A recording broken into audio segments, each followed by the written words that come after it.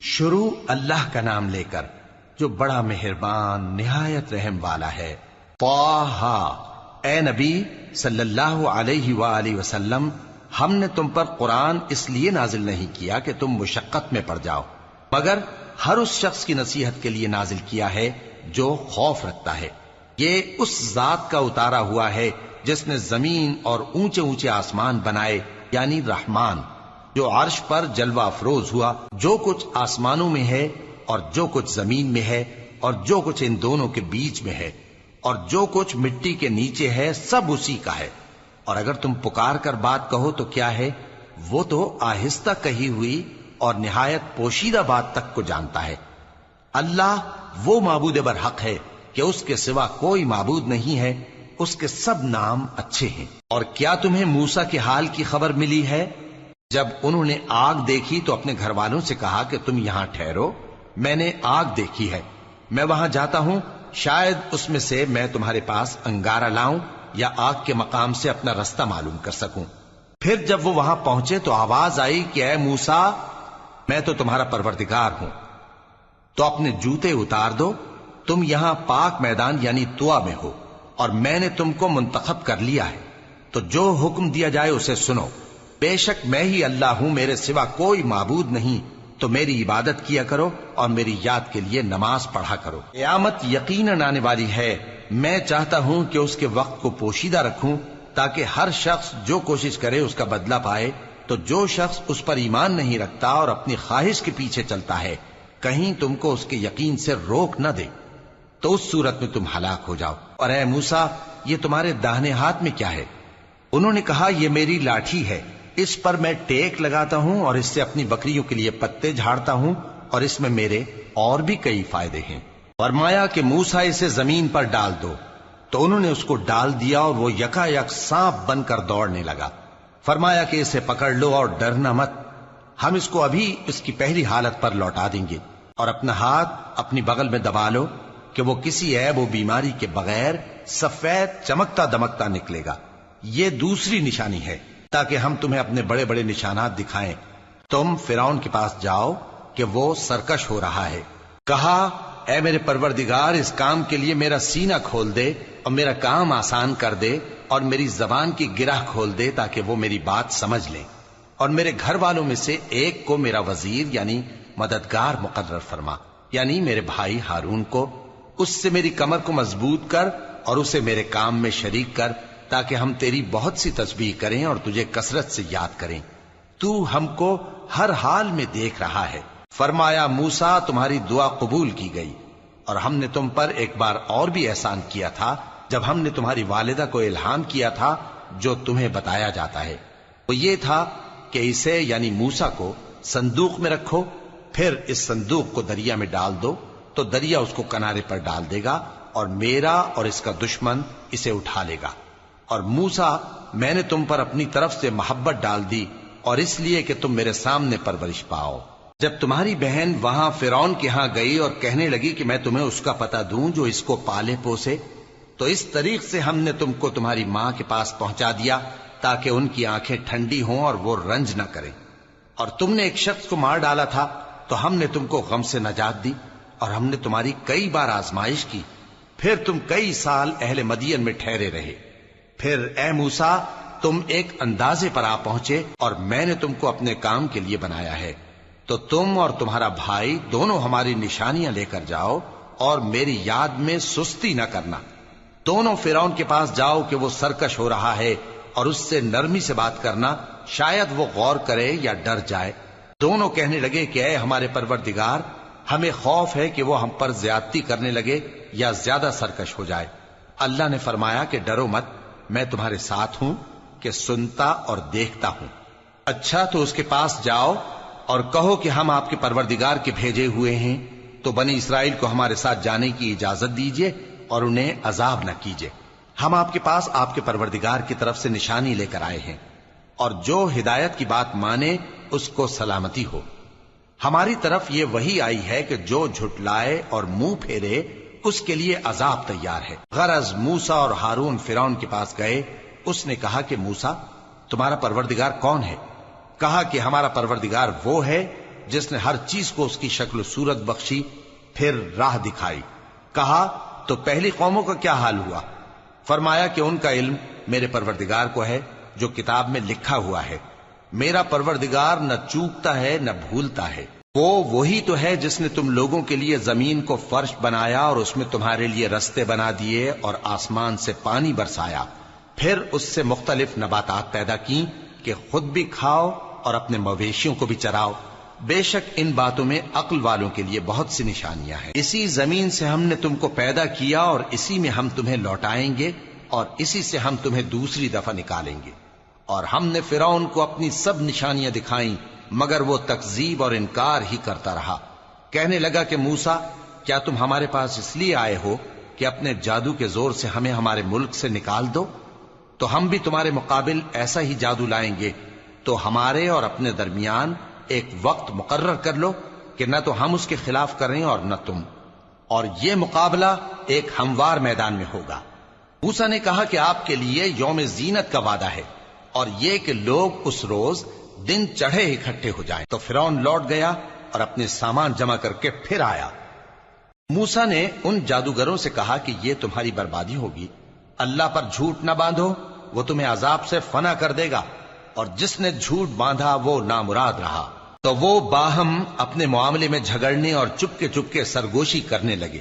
کہنے لگے یہ دونوں جادوگر ہیں، چاہتے ہیں کہ اپنے جادو کے زور سے تم کو تمہارے ملک سے نکال دیں اور تمہارے بہترین مذہب کو نابود کر دیں۔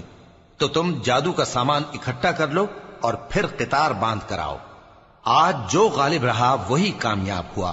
جادوگر بولے کہ موسیٰ، یا تو تم اپنی چیز ڈالو یا ہم اپنی چیزیں پہلے ڈالتے ہیں۔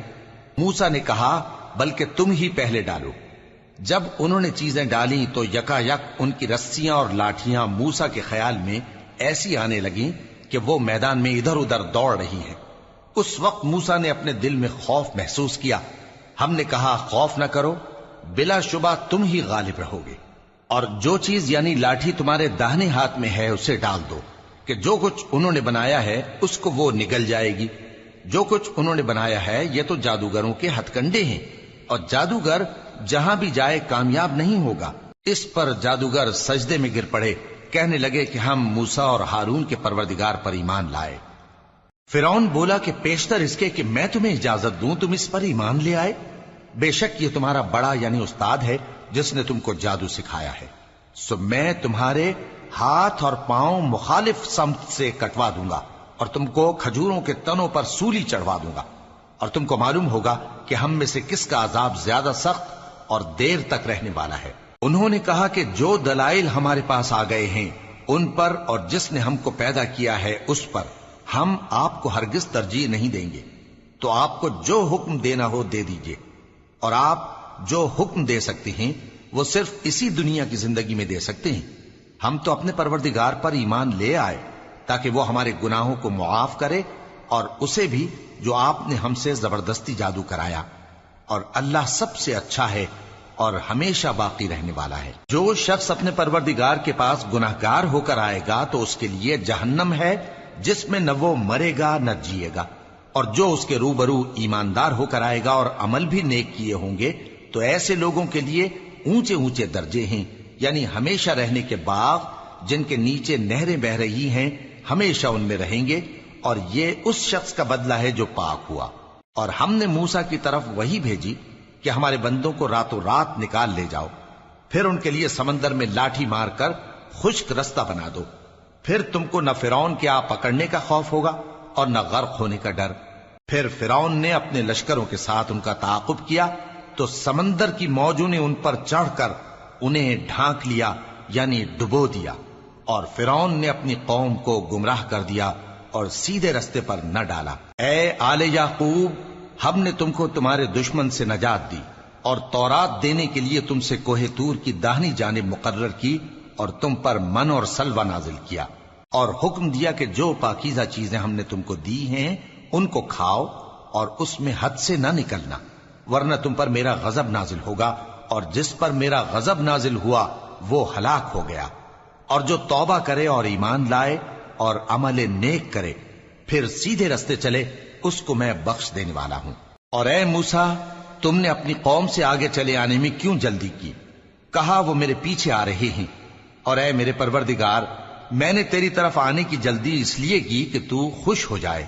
فرمایا کہ ہم نے تمہاری قوم کو تمہارے بعد آزمائش میں ڈال دیا ہے، اور سامری نے ان کو بہکا دیا ہے۔ اور موسیٰ غصے اور غم کی حالت میں اپنی قوم کے پاس واپس آئے اور کہنے لگے کہ اے قوم، کیا تمہارے پروردگار نے تم سے اچھا وعدہ نہیں کیا تھا؟ کیا میری جدائی کی مدت تمہیں لمبی معلوم ہوئی، یا تم نے یہ چاہا کہ تم پر تمہارے پروردگار کی طرف سے غضب نازل ہو، اور اس لیے تم نے مجھ سے جو وعدہ کیا تھا اس کے خلاف کیا؟ وہ کہنے لگے کہ ہم نے اپنے اختیار سے آپ سے وعدہ خلافی نہیں کی، لیکن ہم ان لوگوں کے زیوروں کا بوجھ اٹھائے ہوئے تھے، پھر ہم نے اس کو آگ میں ڈال دیا، اور اسی طرح سامری نے ڈال دیا۔ تو اس نے ان کے لیے ایک بچڑا بنا دیا، یعنی ایک بے جان جسم جس میں گائے کی سی آواز تھی۔ تو لوگ کہنے لگے کہ یہی تمہارا معبود ہے اور یہی موسیٰ کا معبود ہے، مگر وہ بھول گئے ہیں۔ تو کیا یہ لوگ نہیں دیکھتے کہ وہ ان کی کسی بات کا جواب نہیں دیتا، اور نہ ان کے نقصان اور نفع کا کچھ اختیار رکھتا ہے؟ اور ہارون نے ان سے پہلے ہی کہہ دیا تھا کہ لوگوں، اس کے ذریعے تمہیں فتنے میں ڈال دیا گیا ہے، اور تمہارا پروردگار تو رحمان ہی ہے، تو میری پیروی کرو اور میرا کہا مانو۔ وہ کہنے لگے کہ جب تک موسیٰ ہمارے پاس واپس نہ آئیں ہم تو اس کی پوجا پر قائم رہیں گے۔ پھر موسیٰ نے ہارون سے کہا کہ اے ہارون، جب تم نے ان کو دیکھا تھا کہ گمراہ ہو گئے ہیں تو تم کو کس چیز نے روکا تھا؟ یعنی اس بات سے کہ تم میرے پیچھے چلے آؤ، بھلا تم نے میرے حکم کے خلاف کیوں کیا؟ کہنے لگے کہ اے ماں جائے، میری داڑھی اور سر کے بالوں کو نہ پکڑیے، میں تو اس سے ڈرا کہ آپ یہ نہ کہیں کہ تم نے بنی اسرائیل میں تفرقہ ڈال دیا اور میری بات کو ملحوظ نہ رکھا۔ موسیٰ نے فرمایا تو اے سامری تیرا کیا حال ہے؟ اس نے کہا کہ میں نے ایسی چیز دیکھی جو اوروں نے نہیں دیکھی، تو میں نے فرشتے کے نقش پا سے مٹی کی ایک مٹھی بھر لی، پھر اس کو بچڑے کے جسم میں ڈال دیا، اور مجھے میرے جی نے اس کام کو اچھا بتایا۔ موسیٰ نے کہا جا، تجھ کو دنیا کی زندگی میں یہ سزا ہے کہ کہتا رہے کہ مجھ کو ہاتھ نہ لگانا، اور تیرے لیے ایک اور وعدہ ہے، یعنی عذاب کا جو تجھ سے ٹل نہ سکے گا، اور جس معبود کی پوجا پر تو جمع ہوا تھا اس کو دیکھ، ہم اسے جلا دیں گے، پھر اس کی راکھ کو اڑا کر دریا میں بکھیر دیں گے۔ تمہارا معبود تو اللہ ہی ہے جس کے سوا کوئی معبود نہیں، اس کا علم ہر چیز پر محیط ہے۔ اس طرح ہم تم سے وہ حالات بیان کرتے ہیں جو گزر چکے ہیں، اور ہم نے تمہیں اپنے پاس سے نصیحت کی کتاب عطا فرمائی ہے۔ جو شخص اس سے منہ پھیرے گا وہ قیامت کے دن گناہ کا بوجھ اٹھائے گا۔ ایسے لوگ ہمیشہ اس عذاب میں مبتلا رہیں گے، اور یہ بوجھ قیامت کے روز ان کے لیے برا ہوگا، جس روز سور پھونکا جائے گا، اور ہم گناہگاروں کو یوں اکٹھا کریں گے کہ ان کی آنکھیں نیلی نیلی ہوں گی۔ تو وہ آپس میں آہستہ آہستہ کہیں گے کہ تم دنیا میں صرف 10 ہی دن رہے ہو، جو باتیں یہ کریں گے ہم خوب جانتے ہیں۔ اس وقت ان میں سب سے اچھی راہ والا یعنی عاقل و ہوش مند کہے گا کہ نہیں، بلکہ صرف ایک ہی روز ٹھہرے ہو۔ اور اے نبی صلی اللہ علیہ وآلہ وسلم، لوگ تم سے پہاڑوں کے بارے میں دریافت کرتے ہیں، کہہ دو کہ میرا رب ان کو راکھ بنا کر بکھیر دے گا، پھر زمین کو ہموار میدان کر چھوڑے گا جس میں تم کوئی نشیب و فراز نہ دیکھو گے۔ اس روز لوگ پکارنے والے کے پیچھے چلیں گے اور اس کی پیروی سے انحراف نہ کر سکیں گے، اور رحمان کے سامنے آوازیں پست ہو جائیں گی، تو تم ایک ہلکی آواز کے سوا کوئی آواز نہ سنو گے۔ اس روز کسی کی سفارش کچھ فائدہ نہ دے گی مگر اس شخص کی جسے رحمان اجازت دے اور اس کی بات کو پسند فرمائے۔ جو کچھ ان کے آگے ہے اور جو کچھ ان کے پیچھے ہے وہ اس کو جانتا ہے، اور وہ اپنے علم سے اللہ کے علم کا احاطہ نہیں کر سکتی۔ اور اس زندہ و قائم کے روبرو منہ لٹک جائیں گے، اور جس نے ظلم کا بوجھ اٹھایا وہ نامراد رہا، اور جو نیک کام کرے گا اور مومن بھی ہوگا تو اس کو نہ ظلم کا خوف ہوگا اور نہ نقصان کا۔ اور ہم نے اس کو اسی طرح کا قرآن عربی نازل کیا ہے، اور اس میں طرح طرح کے ڈراوے بیان کر دیے ہیں تاکہ لوگ پرہیزگار بنیں یا اللہ ان کے لیے نصیحت پیدا کر دے۔ تو اللہ جو سچا بادشاہ ہے، عالی قدر ہے، اور قرآن کی وحی جو تمہاری طرف بھیجی جاتی ہے اس کے پورا ہونے سے پہلے قرآن کے پڑھنے میں جلدی نہ کیا کرو، اور دعا کرو کہ میرے پروردگار مجھے اور زیادہ علم دے۔ اور ہم نے پہلے آدم سے عہد لیا تھا مگر وہ اسے بھول گئے، اور ہم نے ان میں ارادے کی پختگی نہ پائی۔ اور جب ہم نے فرشتوں سے کہا کہ آدم کے آگے سجدہ کرو تو سب سجدے میں گر پڑے مگر ابلیس نے انکار کیا۔ اس پر ہم نے فرمایا کہ آدم، یہ تمہارا اور تمہاری بیوی کا دشمن ہے، تو یہ کہیں تم دونوں کو بہشت سے نہ نکلوا دے، پھر تم تکلیف میں پڑ جاؤ، جہاں تم کو یہ آسائش ہے کہ نہ بھوکے رہو نہ ننگے، اور یہ کہ نہ پیاسے رہو اور نہ دھوپ کھاؤ۔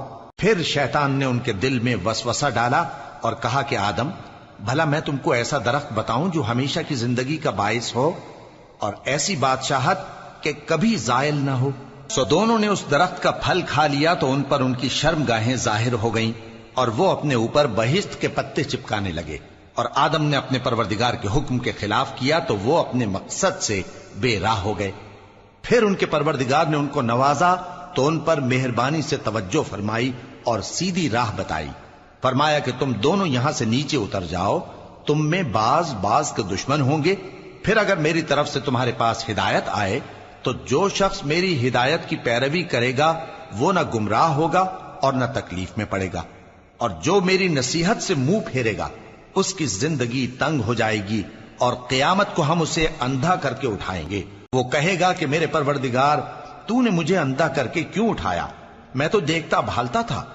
اللہ فرمائے گا کہ ایسا ہی چاہیے تھا، تیرے پاس ہماری آیتیں آئیں تو تو نے ان کو بھلا دیا، اسی طرح آج ہم تجھ کو بھلا دیں گے۔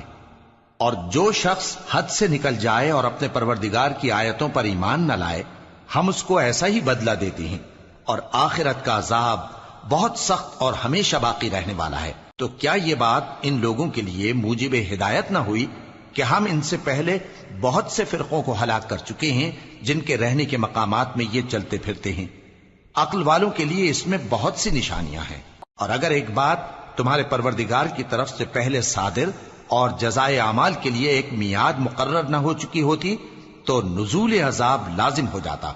پس جو کچھ یہ بکواس کرتے ہیں اس پر صبر کرو، اور سورج کے نکلنے سے پہلے اور اس کے غروب ہونے سے پہلے اپنے پروردگار کی تسبیح و تحمید کیا کرو، اور رات کی کچھ گھڑیوں میں بھی اس کی تسبیح کیا کرو، اور دن کے مختلف اوقات یعنی دوپہر کے وقت بھی، تاکہ تم خوش ہو جاؤ۔ اور کئی طرح کے لوگوں کو جو ہم نے دنیا کی زندگی میں آرائش کی چیزوں سے نوازا ہے تاکہ ان کی آزمائش کریں، ان پر نگاہ نہ کرنا، اور تمہارے پروردگار کی عطا فرمائی ہوئی روزی بہت بہتر اور باقی رہنے والی ہے۔ اور اپنے گھر والوں کو نماز کا حکم کرو اور اس پر قائم رہو۔ ہم تم سے روزی کے خواستگار نہیں، بلکہ تمہیں ہم روزی دیتے ہیں، اور نیک انجام اہل تقوی کا ہے۔ اور کہتے ہیں کہ یہ پیغمبر اپنے پروردگار کی طرف سے ہمارے پاس کوئی نشانی کیوں نہیں لائے؟ کیا ان کے پاس پہلی کتابوں کی نشانی نہیں آئی؟ اور اگر ہم ان کو پیغمبر کے بھیجنے سے پیشتر کسی عذاب سے ہلاک کر دیتے تو یہ کہتے کہ اے ہمارے پروردگار، تو نے ہماری طرف کوئی پیغمبر کیوں نہ بھیجا کہ ہم ذلیل اور رسوا ہونے سے پہلے تیرے احکام کی پیروی کرتے۔